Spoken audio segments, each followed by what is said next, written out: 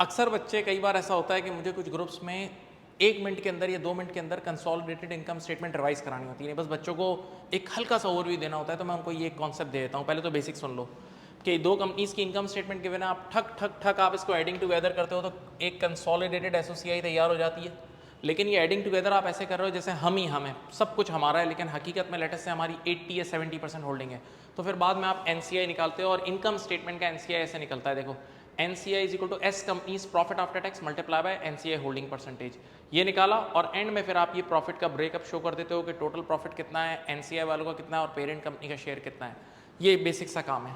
अब बहुत सारे इनकम स्टेटमेंट में मसाइल भी हैं, तो वो मसाइल आप 1 घंटे समझाओ, इससे बेहतर है आप बच्चे को एक बात सिंपल समझा दो। देखो ये पेरेंट कंपनी की इनकम स्टेटमेंट है ब्लैक मार्कर, और ये ब्लू मार्कर सब्सिडरी कंपनी की इनकम स्टेटमेंट है, और इन दोनों का मिलाप होता है तो कंसोलिडेटेड इनकम स्टेटमेंट बन जाती है।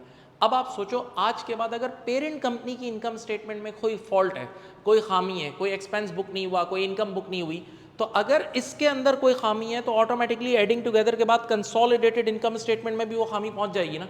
तो पेरेंट कंपनी की हर खामी को कंसोलिडेटेड इनकम स्टेटमेंट में डायरेक्टली सही कर लेना, मसला हल, राइट। कोई भी एक्सपेंस इनकम का इशू है, लेकिन आंखें खोलें, अब ये काम की बात है।